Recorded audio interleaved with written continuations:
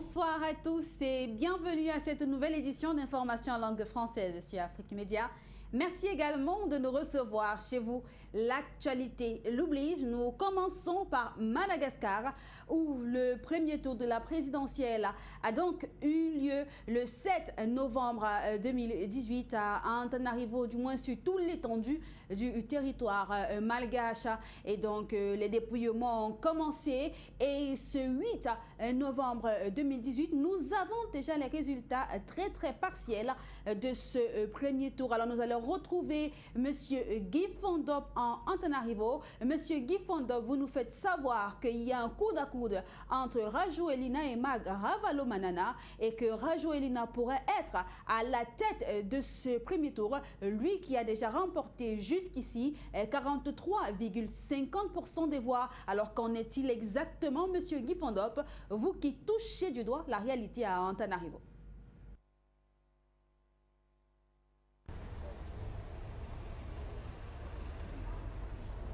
Bonsoir Estelle Oum, merci de nous retrouver à Antananarivo. Eh bien, cela peut se faire dès le premier tour pour André Rajoelina, l'ancien président de transition qui s'est imposé au terme du premier tour de l'élection présidentielle hier dans le pays avec 43,50% des voix. Lui qui a été majoritairement plébiscité à travers les grandes villes du pays, exclu bien sûr Antananarivo, où son challenger immédiat, Marc Ravalomanana, s'est imposé finalement.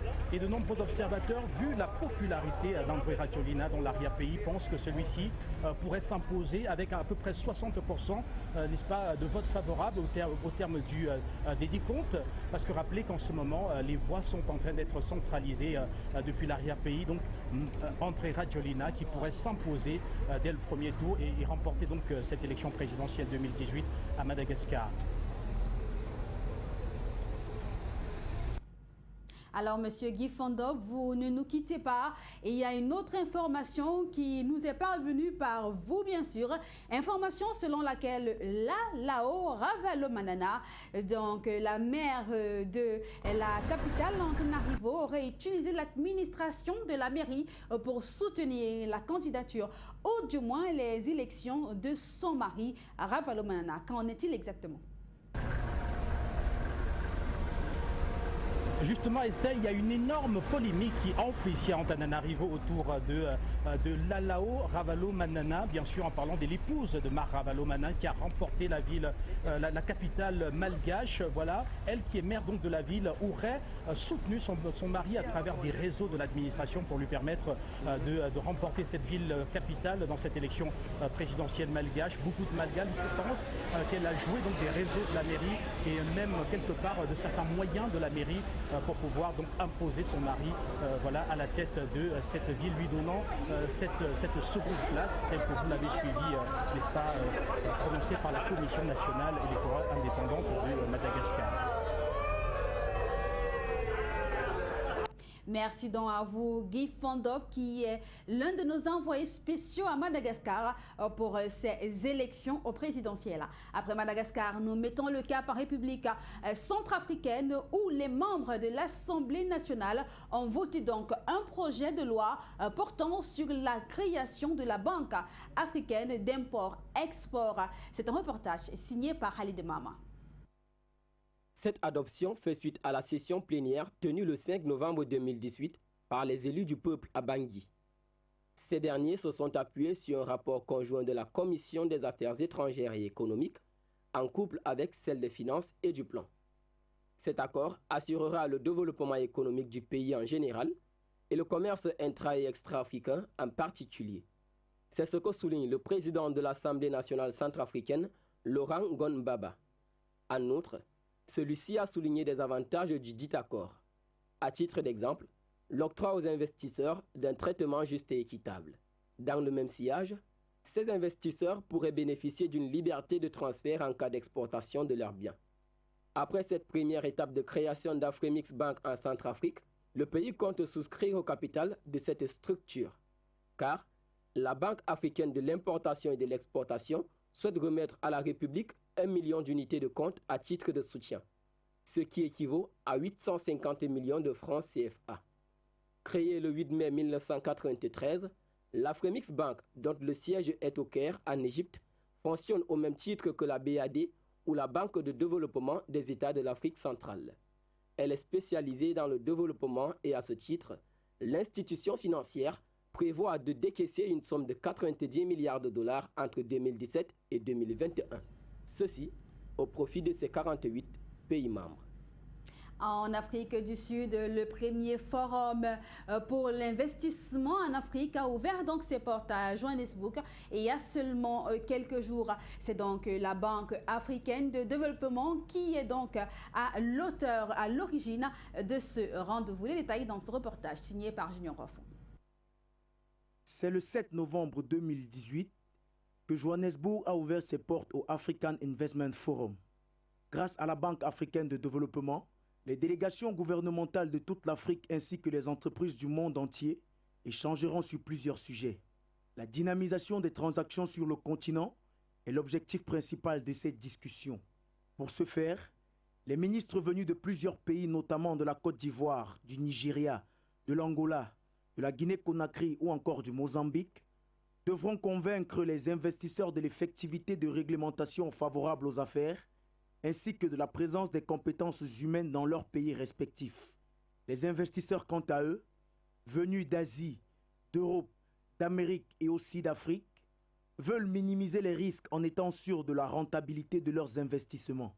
Ainsi donc, le Forum de Johannesburg, qui prendra fin le 9 novembre 2018, livrera ses conclusions notamment en ce qui concerne les entreprises africaines. Car l'un des autres objectifs de ce sommet est de convaincre les investisseurs africains de placer leur argent sur le continent. Au Maroc, un accord de financement a donc été approuvé ce 6 novembre 2018 à Rabat.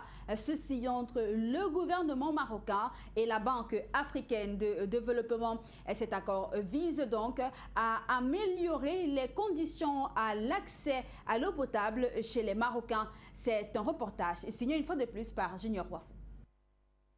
L'accès à l'eau potable est devenu pour les Marocains un véritable parcours du combattant. Pour remédier à ce problème, le gouvernement a signé avec la Banque africaine de développement un accord de financement du projet de pérennisation et de sécurisation de l'accès à l'eau potable, d'une valeur de 117 millions d'euros. Cet accord, selon Mohamed El Azizi, directeur général de la BAD pour l'Afrique du Nord, devra garantir une eau potable de qualité aux Marocains, car cette denrée est nécessaire pour un développement durable.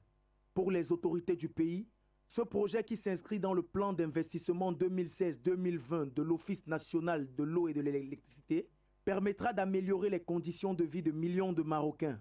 La Banque africaine de développement, par ce financement, répond ainsi à 2 des 5 priorités qu'elle s'est fixées, à savoir améliorer les conditions de vie des Africains et industrialiser le continent. Vieux de plus de 50 ans, le partenariat entre le Maroc et la Banque africaine de développement compte 160 projets et programmes, portant ainsi à plus de 10 milliards de dollars cet engagement financier. Avec plus de 80% dédiés aux infrastructures, ces financements couvrent les secteurs de l'eau, de l'énergie, des transports, de l'agriculture et du développement social.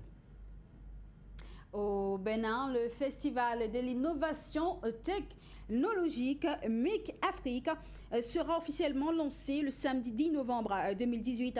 L'événement, qui se tiendra à l'Institut français de Cotonou, va donner lieu à la création du réseau francophone des Fab Labs d'Afrique de l'Ouest, en abrégé REFAO. Conférences, stands de démonstration, des ateliers de découverte et de présentation de quelques innovations. Voilà quelques éléments qui constitueront le menu de l'édition 2018 du MIC Africa. Cet événement réunira les acteurs du secteur numérique des différents pays qui mettront sur pied le premier réseau francophone des Fab Labs d'Afrique de l'Ouest.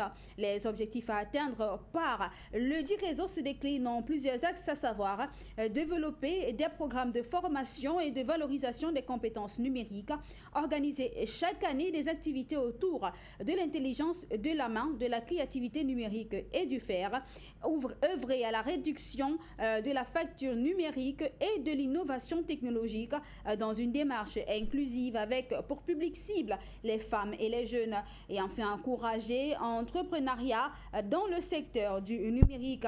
Durant donc 3 jours de travaux, les acteurs du secteur numérique invités à cet événement auront à réfléchir autour du thème « Éduquer, former et innover avec le numérique ». Nous mettons le cap cette fois-ci en Côte d'Ivoire où les chefs traditionnels travaillent pour réduire donc de plus en plus les défis du temps. Les têtes couronnées ont donc pour ambition de diminuer le chômage des jeunes et la clandestinité, les migrations clandestines. À cet effet donc, dans un cadre justement pour résorber à ces problèmes, l'Union des WEA organisé à Abidjan justement vendredi dernier une rencontre dans la ville d'Ikoué où elle plaçait justement ses organes. C'est un reportage de nos correspondants Isaac Tao et Oscar Pouy. Les chefs traditionnels regroupés au sein de l'Union des chefs WEA entendent désormais prendre une part active dans la résolution des problèmes qui minent la Côte d'Ivoire.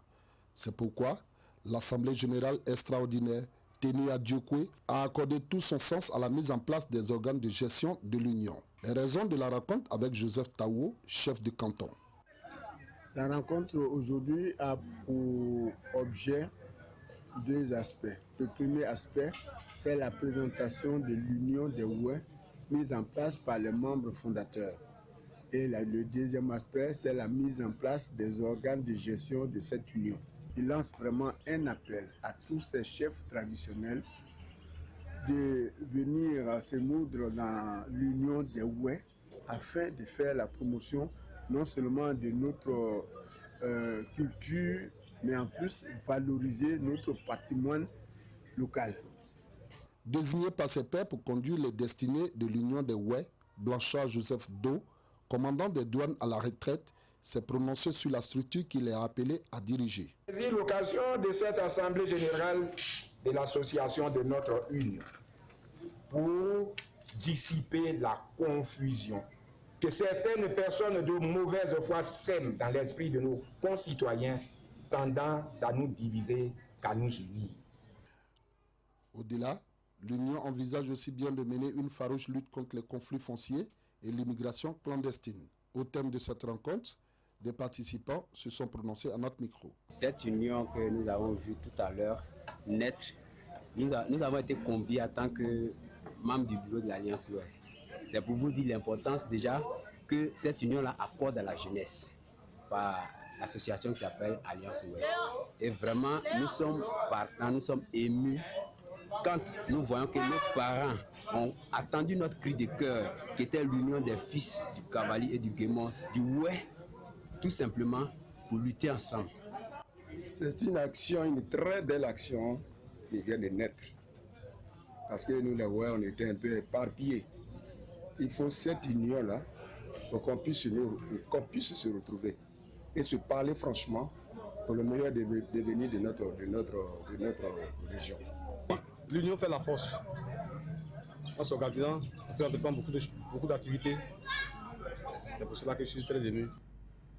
Au Gabon, donc, en prélude au festival du Ngona, la grande fête du peuple Bamoun, le rassemblement des jeunes artistes du Noun a donc entamé une tournée internationale. Et la première escale était à Libreville, au Gabon. Et nos correspondants Fatira et Alinou Marcelin les ont donc accueillis. C'est un reportage.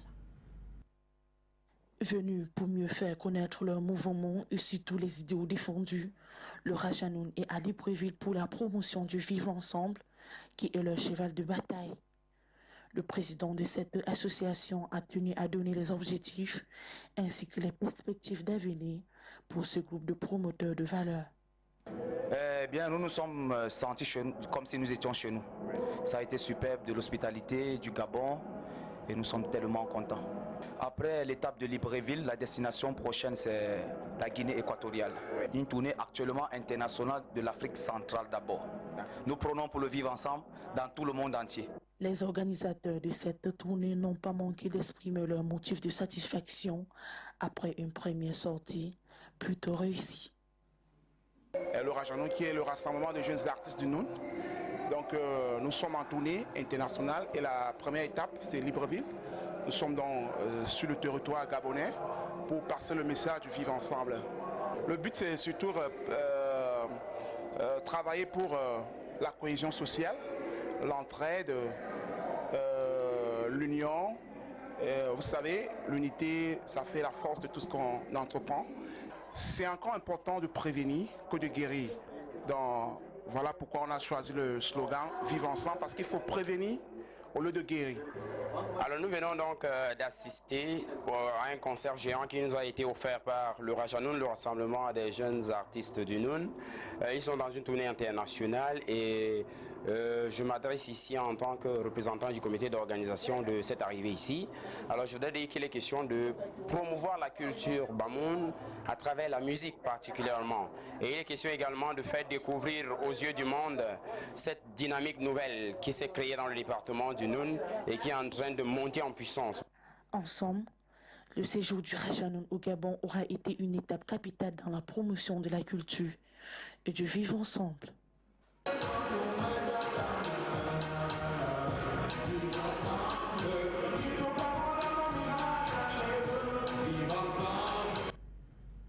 Au Zimbabwe, cette fois-ci, au moins 47 personnes ont perdu la vie ce 7 novembre 2018 dans le nord-est du pays. C'était lors d'une collision de deux véhicules.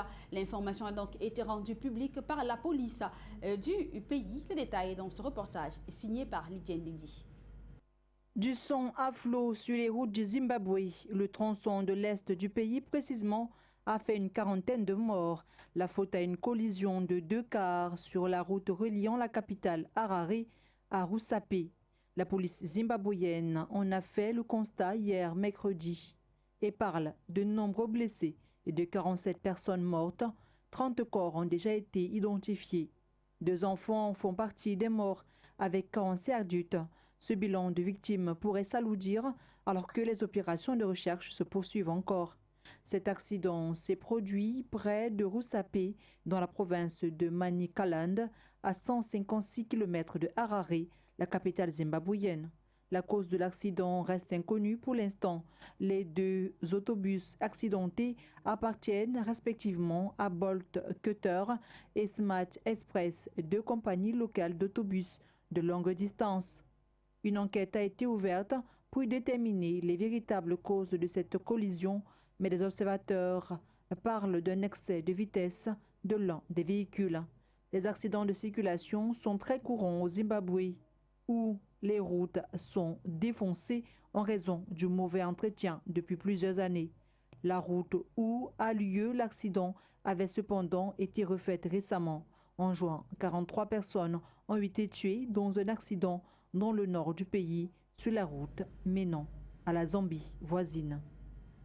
Parlons toujours des morts. C'est en Guinée-Conakry que nous allons, où 2 personnes également ont perdu la vie, pas dans un accident de la circulation, mais dans une manifestation de l'opposition interdite par le régime en place. C'était donc samedi dernier dans les rues de Conakry où les militaires ont donc tiré à bout portant pour disperser cette marche de l'opposition qui proteste donc contre ces élus locaux. Lydiane Ndedi signe une fois de plus ce reportage. La Guinée compte aussi ses morts, même si le bilan est léger. 2 hommes ont perdu malencontreusement la vie dans des manifestations réprimées dans une banlieue de Conakry, la capitale guinéenne.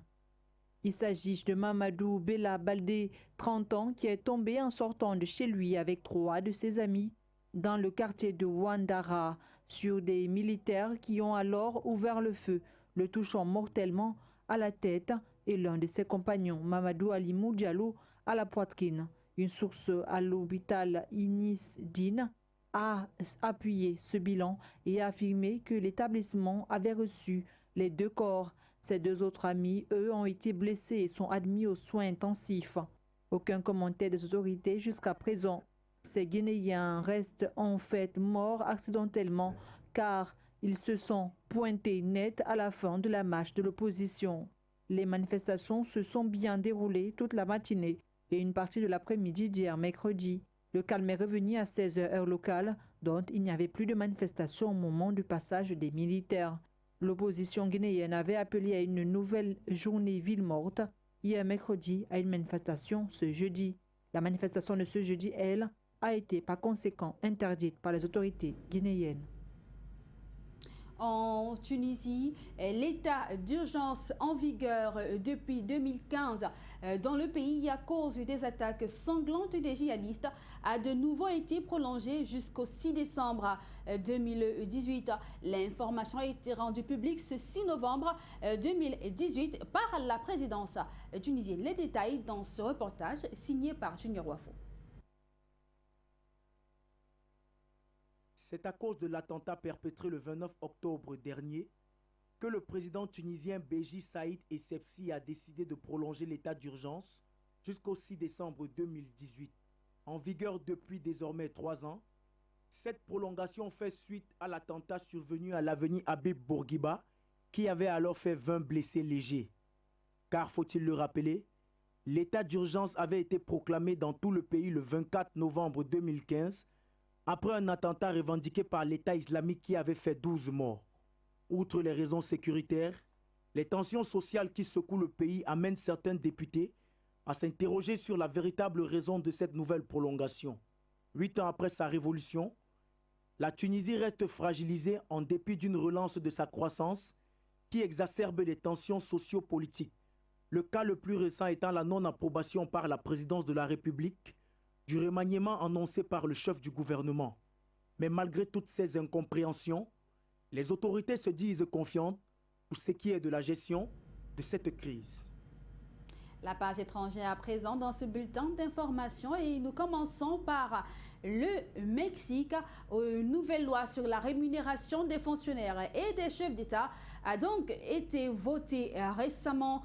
Cette loi implique la fin des pensions de retraite pour ces anciens présidents du pays. Khalid Mama nous en dit plus dans ce reportage qu'il signe.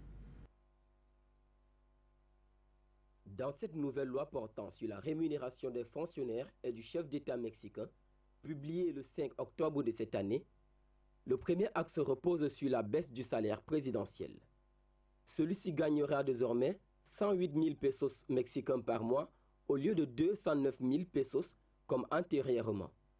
Un salaire réduit à moitié qui sera pourtant le plus élevé de la fonction publique.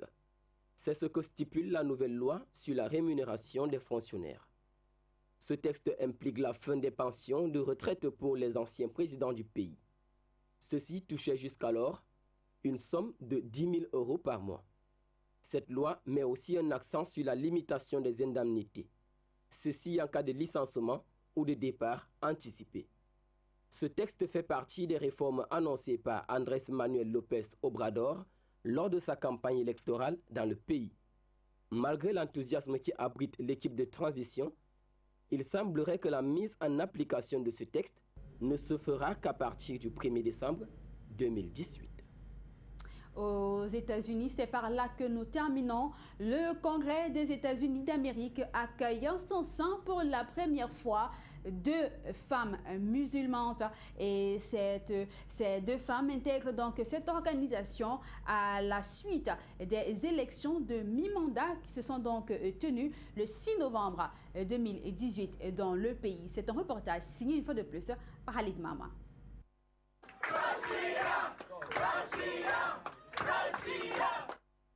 Démocrates et jeunes, Rachida Tlaib et Ilhan Omar sont devenues les 2 premières femmes de confession musulmane à être élues au Congrès américain. Chacune d'elles a remporté un siège à la Chambre des représentants de cet État, l'une dans la localité de Minnesota et l'autre dans le Michigan. Une victoire collective qui fait la fierté des 2 élus. Dans son tweet, Ilhan Omar a écrit à l'attention de Rachida « On a réussi ensemble, merci ». Âgée de 36 ans, Ilan Omar est une réfugiée somalienne installée en 1997 à Minnesota, une localité où vit une importante communauté de la Corne de l'Afrique. Dans sa politique, elle prône un système d'éducation gratuite, une réforme du système judiciaire et un accès au logement pour tous. Quant à sa collègue Rachida Tlaib, la jeune Palestinienne âgée de 42 ans est née à Détroit. Fille de parents réfugiés palestiniens, l'avocate est l'aînée d'une famille de 14 enfants. Lors d'un entretien, Rachida explique la motivation de sa candidature. Elle veut mettre fin aux injustices et au repli identitaire. Pendant sa campagne, Rachida a présenté un programme qui soutient la création d'un salaire minimum de $15 par heure ou un accès universel à la santé. C'est donc avec ce reportage que nous mettons un thème à cette autre édition d'information en langue française sur Afrique Média. Merci de l'avoir suivi. N'oubliez pas que nos programmes se poursuivent sur votre chaîne panafricaine. Mesdames, Messieurs, où que vous soyez, nous vous souhaitons une bonne soirée.